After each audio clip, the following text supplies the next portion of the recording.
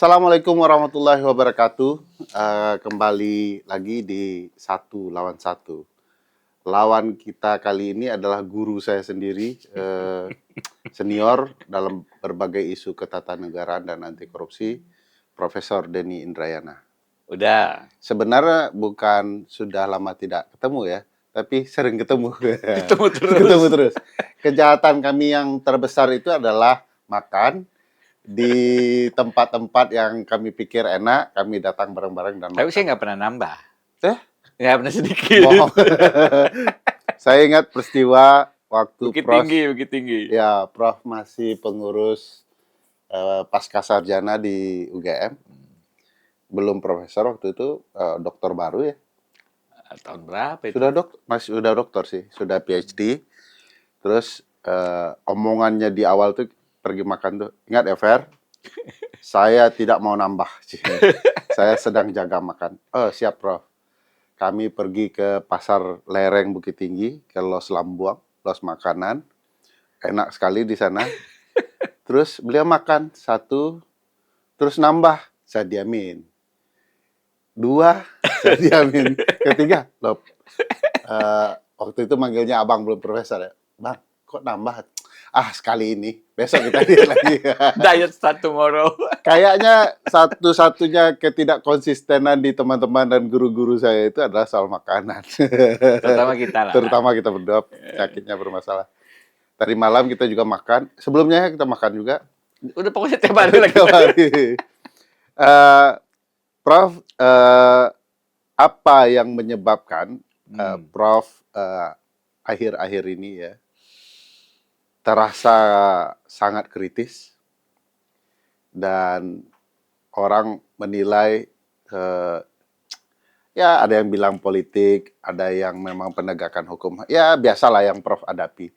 Tapi yang saya ingin tanyakan, kenapa ada sikap ya yang menunjukkan ketegasan? Kalau nggak berani mundurin yang itu, mundur lu. Nah, gitu. Kenapa Prof? Apa yang terjadi sebenarnya? Ya, kalau kritis kan mungkin bisa dilihat Track rekam record. jejaknya ya. Ya akhir-akhir ini mungkin tensinya agak dinaikin. Berarti dosisnya kurang. Penyakitnya nggak sembuh-sembuh ya? Kenapa ada kabinet bayangan? Mungkin sejalur lah. Iya, ya iya. kan?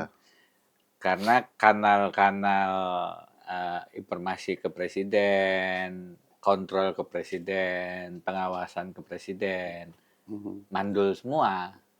Mana yang tidak mandul? Iya. Yang paling konstitusional DPR.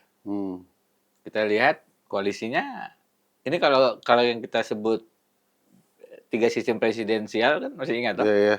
Presidensial satu kata, Iya. effective presidentialism, presidensial dua kata, minority presidential, presidensial itu 3 kata, majority presidentialism. Ini kan salah satu faktornya adalah koalisi sebesar apa. Kalau yang sistem presidensial yang bagus, minimal winning coalition, pas terbatas, ideal lah badannya, nggak kayak kita. Kalau yang minority presidentialism itu kekecilan, kurus. Itu yang menyebabkan presiden menjadi sial. Itulah. Iya. Dia diserang terus sama parlemen ya. Gus Dur gugur. Iya. Karena akhirnya kan poros tengahnya bubar. Tinggal PKB yang mendukung. Yang ketiga, karena terlalu besar, oversize coalition, maka jadi presiden yang tidak ada kontrol. Iya, terlalu berkuasa. DPR-nya sekarang Koalisi PDIP tunggal. ya kadang-kadang dukung juga kan, nggak ada ini oposisi sebenarnya. Di luar itu kita sudah sering nyebut ini, civil society juga dilemahkan, teman-teman LSM paling tidak dituduh rondo ireng. Iya. Karena itu baju itu ya. Media sedikit banyak juga sudah sahamnya dibeli atau dua pemretnya diganti. Kemudian ormas diberi tambang. Jadi presiden sebenarnya dalam posisi berbahaya. Karena tidak ada yang memberikan pengingat. Saran yang alternatif. Penting. Nggak boleh presiden punya satu jalur informasi. Jadi ya Menteri Sekretaris Negara sudah mengambil inisiatif kabinet bayangan karena saya tidak terpilih. Ya saya mengambil jalur bikin surat terbuka saja lah.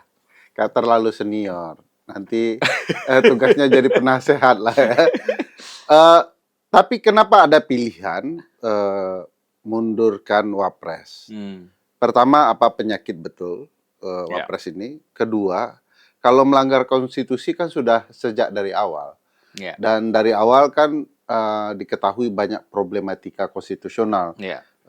Apa pencalonan hingga kemudian pelantikan Mas Gibran. Dari dulu juga sudah diserang agar parlemen mempertanyakan itu, minimal melakukan upaya penyelidikan parlemen untuk memastikan ini betul-betul melanggar konstitusi atau tidak.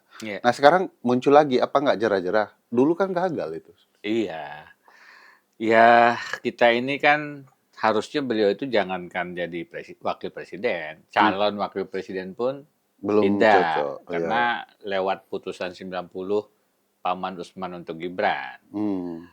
Saya bahkan menarik mundur lagi ke belakang. Bahkan wali kota pun waktu itu kan ada cawe-cawe ayahanda Jokowi juga. Tanya ke teman-teman PD Perjuangan lah. Kemudian ada calon boneka yang diusung segala macam. Kita sudah tahu, dengar, baca beritanya. Sekarang kenapa dimunculkan lagi? Karena ini harus dimunculkan terus sebagai satu kesalahan dan skandal konstitusional yang tidak bisa dibiarkan. Jangan kita kemudian seolah-olah ya sudahlah, sudah jadi. Apalagi hari ini saya menulis Mas Wapres mundur atau dimundurkan. Karena makin kita lihat kan banyak isu nih. Dulu katanya ada Fufafa. Kemudian ada soal putusan 90. Yang sekarang makin kita lihat adalah soal syarat pendidikan. Syarat pendidikan ini kalau terbukti yang beliau ajukan itu menurut yang kita baca adalah surat keterangan di mana dia di insert sisne dianggap sama dengan grade 12 SMA. Surat keterangan, bukan surat penyetaran ijazah. Jadi ini bisa jadi masalah syarat pendidikannya tidak terpenuhi setara SMA atau sederajat. Artinya, apakah kita akan biarkan juga setelah syarat umur dikerjain? Kan kekosongan jabatan presiden wakil presiden udah Fahmi, udah Ferry agak-agak Khairul Fahmi. beda betul. Bentuk badannya beda betul. Satu lurus gitu ya. Terlalu banyak yang nama-nama yang kita ingat ini. Udah Ferry kan hafal tuh, mangkat. Artinya kan wafat lah itu, berhenti. Artinya kan mundur lah itu. Diberhentikan. Itu proses impeachment lah. Tidak lagi memenuhi syarat, tidak lagi memenuhi syarat, tidak dapat melaksanakan kewajibannya. Itu kan itu yang kosongnya. Tapi kan kalau kita bicara pemakzulan, itu salah satunya kan tidak lagi memenuhi syarat. Ya kan? Saya sih nyuruh minta mengetuk hatinya Mas Wapres daripada melalui proses impeachment diberhentikan itu yang tidak lagi memenuhi syarat itu karena ternyata syarat pendidikannya problematik, ambil jalur berhenti aja deh, mundur aja. Emang mau? Kan beliau bisa dapat hidayah. Dan itu prosesnya nggak perlu sampai DPR, MK, MPR. Hari ini beliau dapat hidayah, sadar, langsung besok mundur. Hari yang sama bisa mundur. Nggak perlu lama-lama. Jangan-jangan beliau pede. Masalah ijazah ayah saja berputar-putar bertahun-tahun. Ya kalau masalah persoalan syarat sekolah beliau juga bisa berputar-putar bertahun-tahun. Ada perbedaan antara Mas Wapres dengan ijazah. Pak Jokowi. Iya. Waktu wali kota Solo beliau tunjukkan ijazah S1-nya Bachelor of Science. Jadi dalam hal menunjukkan keaslian ijazah, Mas Wapres di atas Pak Jokowi. Ditunjukkan. Sama dengan Barack menunjukkan akte kelahirannya Barack Obama. Selevel itu tuh Mas Wapres. Jangan salah. Pak Jokowi harus belajar dari Mas Wapres. Kalau syarat S1-nya saja ditunjukkan aslinya, kira-kira untuk syarat SMA lebih rendah, lebih mudah lah. Untuk nunjuk, kita nunggu nih Mas Wapres. Kita ingin lihat ijazah SMA-nya. Tapi kan kalau ijazah S1-nya asli, Ya SMA-nya harusnya asli lah. Gitu.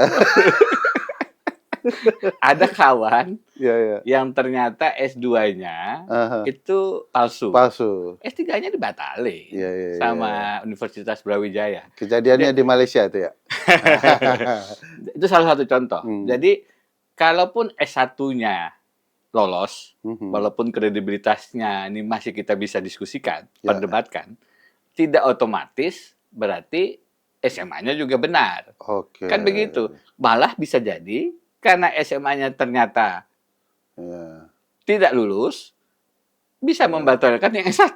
ya dua kejahatan lah ya. Malah bisa dibatalin, Ya, bukan ya. otomatis menyebabkan SMA-nya jadi sah kan. Nah, ada tensi yang Prof bicarakan itu kan Hmm. sebenarnya berkaitan dengan proses penyelenggaraan pemerintahan ya. Iya. Nah, sekarang yang masalah itu wapresnya atau presidennya? Sebenarnya kalau kita bicara masalah tentu tidak ada presiden atau wakil presiden yang sempurna ya. Iya, iya, Iya iya. kan? Persoalannya adalah kalau kita bicara tadi Hmm. kalau impeachment artikel itu kan eh, pengkhianatan terhadap negara, Hmm. penyuapan, tindak Korupsi, pidana berat lainnya, korupsi, pengkhianatan terhadap negara. Perbuatan misdemeanors, tercela. perbuatan tercela dan tidak lagi memenuhi syarat. Iya, iya. Maka yang sekarang ada di level Presiden Prabowo kan relatif belum, Hmm. mudah-mudahan tidak ada, walaupun kita bisa lihat sih ada indikasi-indikasinya. Tetapi yang di Mas Wapres Mhm. agak relatif lebih banyak gitu. Heeh. Dan sayangnya kan perlu diantisipasi nih. Hmm. Kalau saya dari awal tadi punya posisi Hmm. bahwa Mas Wapres ini sebenarnya belum layak, Mhm. belum waktunya. Masih harus belajar dulu lah. Mhm. Ini kan terjadi karena Prabowo menganggap Mas Gibran itu golden ticket untuk menang. Untuk menang. Bukan Orang bukan yang posisi ya, ya, Gibrannya, tapi Jokowinya. Bukan ya. Jokowi sebagai pribadi, tapi Jokowi sebagai presiden yang punya Hmm. aparat, kekuasaan, dan anggaran yang di dirty vote sudah dikupas habis itu, Ceritakan, oke. iya kan? Jadi pemilihan ini kan strategi elektoral Mhm. dengan harga melanggar konstitusi. Jadi Hmm. menurut saya ini clear harus diluruskan. Kita sudah melakukan dosa secara kolektif sebagai bangsa. Hmm. Maka koreksi harus terus disuarakan. Ya, Kritis, sikap kritis harus terus digaungkan. ya, ya. Persoalan itu menjadi menang atau kalah, didengar atau tidak, itu persoalan ujung. Tapi proses demokrasi untuk terus menyuarakan bahwa ini keliru, sebagaimana kandidat bayangan, juga memang tidak bisa dihentikan. Nah, lalu kenapa kalau Pak Wapres tidak mau mundur atau di-impeach oleh DPR, tembakannya malah Pak Presiden aja yang mundur?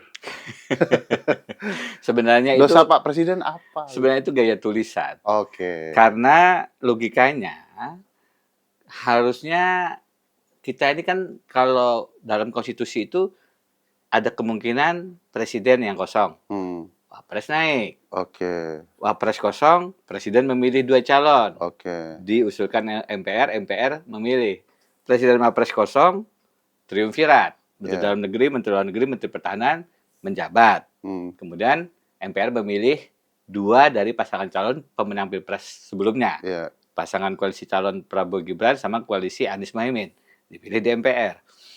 Jadi saya sedang bicara opsi-opsi kemungkinan-kemungkinan itu. Mhm. Yang saya rasa agak urgent adalah ya satu Mas Gibran kena tadi ada kesalahan-kesalahan Hmm. kolektif kita sebagai bangsa dan tadi juga ada persoalan-persoalan syarat pendidikan di samping syarat umur yang problematik. Hmm. Dua, kalau Pak Prabowo karena satu dan lain hal berhalangan, Mhm. kan yang maju Mas Gibran. Ya, ya. Malah 2 kali persoalan kita nih. Ya, ya. Wapres saja Masalah bermasalah, apalagi jadi jadi presiden presiden. pula. Jadi sebelum itu terjadi, saya ngerasa ini perlu diantisipasi. Di satu surat kepada Pak Prabowo saya tulis 3 sebab jatuhnya rezim. Surat terbuka ya. Iya, ada beberapa surat kan. Hmm. Satu karena krisis ekonomi. Mhm. Sekarang udah ada tanda-tandanya nih. Krisis moneter 98 itu dari kurs juga. rupiah. Waktu itu 16.000 udah kolaps kita. Sekarang udah 18 ribuan. Iya, iya. Dua, skandal publik. Hmm. Salah satunya korupsi. Sekarang kita melihat korupsi di lingkaran presiden udah mulai muncul-muncul. Ada korupsi Iya, iya. BGN, ada korupsi Jampitsus mantan. Iya. Ketiga, skandal pribadi. Iya kan? Skandal pribadi yang tidak diverifikasi Mhm. itu akan menimbulkan spekulasi dan menggerus legitimasi. Contohnya apa tuh? Skandal pribadi ini kan ruang-ruang publik memang agak galau gitu ya, antara mau menyampaikan atau tidak. Tapi salah satu yang disampaikan Pak Amin Rais itu menurut saya tidak bisa di-stop dengan podcastnya itu diberangus atau dihentikan. Itu harus diverifikasi dengan bantahan yang faktual, data, bukti. Kan tadi saya bilang, kalau tidak, itu akan menjadi spekulasi yang berlari lebih cepat daripada fakta. Bukankah Presiden sudah mengeluarkan perpres ya, bahwa orang yang dikait-kaitkan dengan Presiden atau kelompok yang dikait-kaitkan dengan Presiden dianggap sebagai bahaya non-militer. Kayaknya Presiden hendak membersihkan prasangka publik bahwa dia bukan bagian dari apa yang ditudingkan Pak Amin Rais. Nah ya, tapi yang kita lihat kan adalah kontennya itu diberangus. Oh, Iya kan? tanpa ada klarifikasi. Tanpa ada klarifikasi yang clear. Memang ini soal yang tidak mudah. Tadi karena masalah private. Tapi saya berpendapat, wilayah private yang berkaitan dengan pejabat publik, itu tidak bisa kemudian private 100%. Karena dia bisa menjadi ada gesekan, ada benturan kepentingan dengan kebijakan-kebijakan terhadap rakyat, terhadap publik. Sehingga memang harus dijelaskan secara clear, terang benderang gitu. Supaya tidak tadi menimbulkan spekulasi. Nah, ini berhenti di urusan Pak Prabowo, Prof. Iya. Sekarang kalau Pak Prabowo tidak setuju, ya dampaknya ke Pak Prabowo sendiri, Prof sampaikan. Iya. Nah, kalau ayahandanya Mas Gibran tidak setuju, gimana? Beliau kan masih sangat powerful, muncul di mana-mana. Ya, macam-macam prasangka kekuatan orang terhadap Pak Jokowi. Nah, untuk sikap Pak Jokowi terhadap, terutama melindungi anaknya lah ya, pastilah ya. Gimana pendapat, Bro? Itu dia. Pak Jokowi tentu ada plus dan minusnya lah ya. Mana yang lebih banyak? Terakhir sayangnya lebih banyak minusnya. Paling mengganggu adalah ketika beliau kemudian bagaimanapun menyetujui Gibran sebagai calon wakil presiden dan akhirnya menjadi wakil presiden. Karena dalam pendapat saya, ini harus pakai bahasa Panji nih. Menurut keyakinan saya. Katanya lebih aman. Padahal dilaporkan juga. Masih. Menurut keyakinan saya, adalah lebih negarawan, adalah lebih memikirkan Indonesia. Kalau beliau memang melihat ini belum waktunya, belum saatnya lah. Tapi kan saya tidak tahu apa pertimbangan Pak Jokowi ya. Menurut saya itu adalah salah satu keputusan yang membahayakan bagi kehidupan Republik. Nah, tentu sekarang kalau Mas Gibran kita minta untuk berhenti, ya mungkin Pak Jokowi akan merasa terganggu. Tetapi kalau beliau mau merenungkan kepentingan bangsa, kepentingan negara, ini kan ya untuk menyelamatkan Republik juga. Malah saya tulis, jika Mas Gibran berkenan untuk mundur, beliau menjadi negarawan. Mas Gibran ya? Iya dong. Mundur itu sekarang tuh agak inflasi sih. Tapi kalau mundur sebagai wapres itu baru Pak Muhammad Hatta yang melakukan. Jadi level beliau akan sama dengan Pak Hatta. Pak Hatta ya? Pak Hatta mundur itu tahun 56. Ya kan? 56 atau 57 gitu. Karena sudah merasa tidak sejalan lagi dengan Bung Karno kan. Beliau memilih untuk mundurkan diri. Wapres. Itu levelnya setinggi itu gitu. Kualitasnya. Ya kalau presiden kan Pak Harto. Tapi kan Pak Harto karena desakan dari publik. Kalau Pak Hatta karena kesadaran, karena nilai-nilai gitu. Jadi kalau Mas Wapres kemudian sadar Kita berdoa lah, siapa tahu dapat hidayah. Hmm.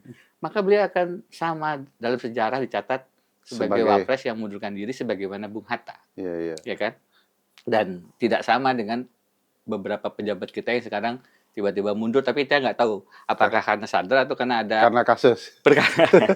Gubernur BI, kemudian siapa kepala bagian yang baru ini, Nani Deyang, ya Iya, kan? Nani S. Deyang. Kemudian Firly Bahuri sama Lili Pantuali, ya kan? Pintauli. Pintauli. Udah Kalau lupa udah nama aja. kok nama kita salah-salah mulu. Tapi sekarang agak inflasi ya mundurnya.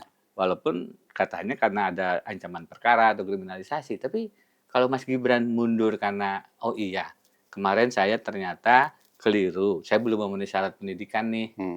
Memang saya tidak punya ijazah sederajat SMA misalnya.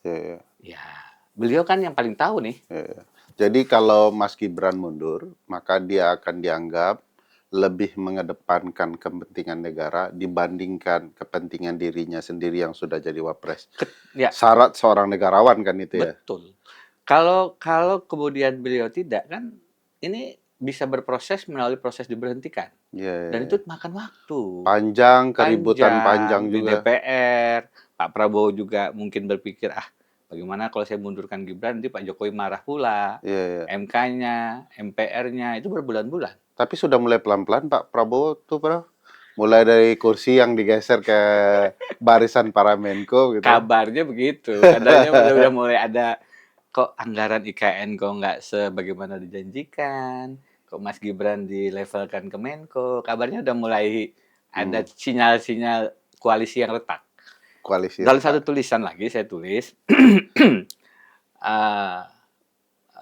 Gibran mundur atau Prabowo dimundurkan. Saya tulis, koalisi yang berdasarkan kepentingan pemilu yang sesat dan sesaat, itu biasanya mudah untuk berpisah. Jadi ya, dan Londo Ireng itu belum tentu orang yang jauh dianggap lawan. Bisa jadi kawan yang dekat, yang saya tulis itu tiba-tiba merayap dan menikam di gelap malam. Makanya ini soalnya kita nih waktu muda pernah baca puisi deklamasi, jadi kata-katanya harus agak puitis ya.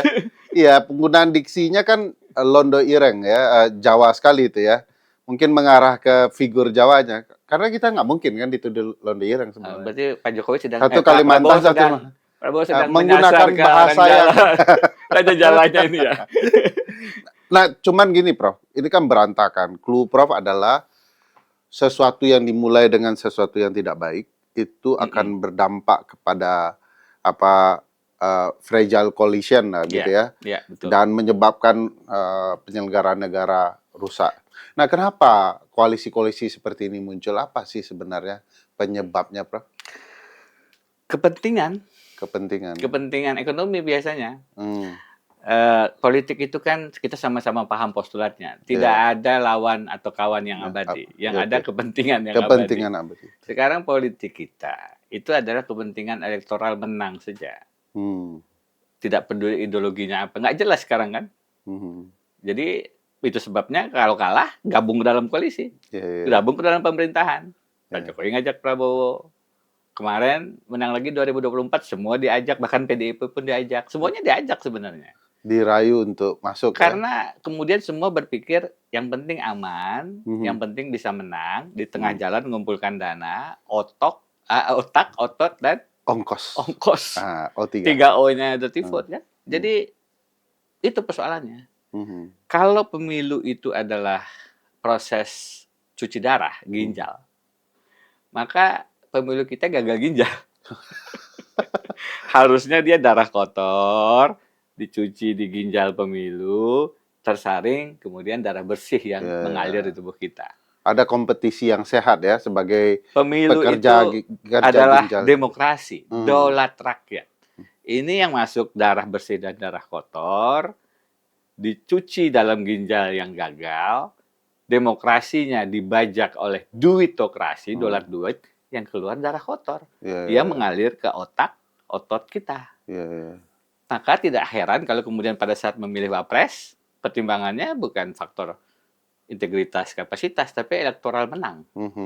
Siapa yang punya ongkos? Siapa yang punya kekuatan? Ya? Siapa yang punya kekuatan untuk menggerakkan kekuatan dan ngambil anggaran? Dirty vote lagi-lagi mensuarakan itu dengan sangat terang benderang. Begitu memilih kabinet, mana nilai-nilai anti korupsi? Menteri-menteri yang di zaman Pak Jokowi ada baiknya pada saat milih kabinet periode awal 2014 melibatkan KPK. Ada rapot-rapotnya. Yang merah nggak dipilih. Sekarang menteri-menteri yang rapat merah itu masuk pula ke dalam menteri kan, ke dalam kabinet kan. Milih kabinetnya problematik, menyusun kebijakannya jadinya problematik. Kemarin kita batalkan MBG. Tapi 2028. Itu perlu dijelaskan tuh apa yang menyebabkan MK mempertimbangkan 2028 kan sudah dinyatakan itu inkonstitusional. Kenapa nggak langsung aja? Kemarin hari Minggu kita dengan Intel Solo, teman marah betul. Itu guru saya yang lain dicandain oleh Prof Denny di acara hosting Zainal. Pada saat dia jadi guru besar. Dia banyak tahu informasi ya kita kasih gelar aja Intel Solo. Karena dia profesor iya, main film iya, lari iya, main bola, futsal iya, pura-pura masuk Coto Makassar iya. Ini terlalu variatif. Mencurigakan. Biasanya Intel. Biasanya Intel. Nah, apa kata Intel Solo itu? Jadi, kalau bagian putusan MK, analisis kita itu, ini antara hakim yang progresif, judicial activism, dengan hakim yang konservatif, judicial restraint yang nahan-nahan, ketemu di titik tengah, judicial pragmatism. Ada transaksi dong. Artinya, ya titik komprominya dibatalkan, tapi sampai 2028 lah. Halus sekali itu bahasanya, titik kompromi, ya, transaksi. Nah, jadi MK sekarang kalau tidak dapat, kan ada kubu yang ingin membatalkan betul, mengabulkan permohonan. Ada kubu yang ingin menolak betul. Jadi ya sudahlah di tengah lah. Jadi ya akhirnya kita melihat putusan yang ambigu kan. Masa bertentangan dengan konstitusi, tapi diberi ruang melanggar sampai 2 tahun. Ya kita tahu lah, teman kita di sana ada banyak ya kan, yang kemudian berpikir ini adalah strategi perjuangan yang mungkin tidak dapat 100, dapat setengah gelas lah. Tapi kita yang melihat ini sebagai kosong separohnya bisa juga lah mengkritisi kan. Nah, kalau menggunakan logika Prof sebelumnya, bahwa demokrasi kita adalah ginjal yang bisa membersihkan darah. Nah, kalau ginjalnya bermasalah, gagal ginjal, mau darah bersih, cangkok ginjal baru. Nah, masalahnya kan selain cangkok ginjal kan ada cuci darah tuh mesinnya. Iya, betul. Yaitu Mahkamah Konstitusi. Nah, kalau mesinnya juga rusak gimana? Apa yang kita bisa andalkan untuk 2029? Katanya dulu pernah ada orang naturalisasi untuk sepak bola. Jangan-jangan kita perlu naturalisasi untuk presiden dan wakil presiden. Cangkok ginjal baru. Tapi nggak separah itu lah. Masih ada. Masih banyak lah. Masih banyak orang-orang Indonesia yang layak lah. Masalahnya memang, ini ngutip Rocky Gerung nih. Di salah satu podcast dia bilang, Bapak itu cocok jadi presiden, jadi pemimpin negara. Karena harusnya integritas, kapasitas intelektual, baru elektoral. Gitu kan. Ya, kalau ini tapi kalau ngeliat kasus Gibran ini kan elektoral, 2 di atas ini kalah oleh elektoral. Ini elektoralnya juga elektoral buzzer nih. Iya. Jadi memang kita harus mengembalikan pemilu kita ke penghormatan terhadap meritokrasi. Iya dong. Bahwa orang yang punya kapasitas intelektual dan integritas moral, itulah calon pemimpin bangsa yang sebenarnya. Selama kita gagal mengidentifikasi dan selalu memilih karena pencitraan, gemoy, masuk got dan lain-lain, ya kita akan membawa Indonesia menuju negara gagal. Apa yang menyebabkan Prof merasa Indonesia itu masih ada harapan, sehingga dari dulu saya lihat tidak berhenti untuk berjuang, mendiskusikan ini, berdebat, bahkan coba jadi calon gubernur, mencoba advokasi, punya wadah baru yang bernama Law Firm Integrity, yang kemudian juga menggunakan law firm untuk langkah-langkah perjuangan. Kayak orang nggak putus asa, tapi masalahnya nggak selesai-selesai. Iya, terakhir ini kita bikin Insight, Integrities Fight. Bukan hanya perjuangan integritas, Tapi juga ya insight itu artinya kan pendalaman, Hmm. segala macam yang terkait dengan nilai-nilai.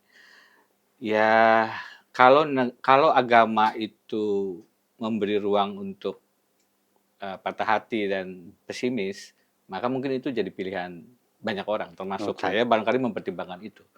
Tapi kan tidak boleh kita menyerah. Kita tidak boleh menyerah sebelum berjuang. Hmm. Kalaupun hasilnya itu bisa jadi kalah, tapi proses perjuangan itu sendiri adalah satu hal yang harus dilakukan. Jadi kita gugat ke MK, menggugat Adis-Kadir, pemilihan seleksinya teman-teman KALS ya, kita ya, Constitutional Administrative Law Society menggugat ke MK proses Adil-Kadir seleksi hakim konstitusinya, menggugat ke PT UN. Kita lakukan itu bukan semata untuk harus menang perkaranya, tapi kita ingin tetap melakukan perlawanan-perlawanan konstitusional, menggugat MBG. Hari ini kita menyampaikan kesimpulan tentang Undang-Undang Guru dan Dosen, yang sebentar lagi putusannya mudah-mudahan nggak tahu berpihak kepada siapa. Tetapi semua ini kita lakukan karena proses perjuangan ini penting, hasil penting, tapi proses adalah penting.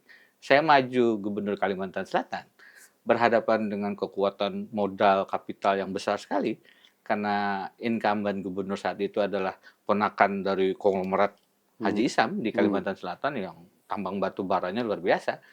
Kalau berpikir menang kalah berat maju, sejak awal pun berat. Tapi karena berpikir ini ada ruang literasi politik yang bisa digunakan untuk mudah-mudahan mengakselerasi political education, menang dan kalah itu menjadi nomor sekian. Maju untuk menyuarakan, jangan pakai uang untuk beli suara. Mari kita pakai dana kampanye dengan transparan. Itu menjadi penyemangat kita.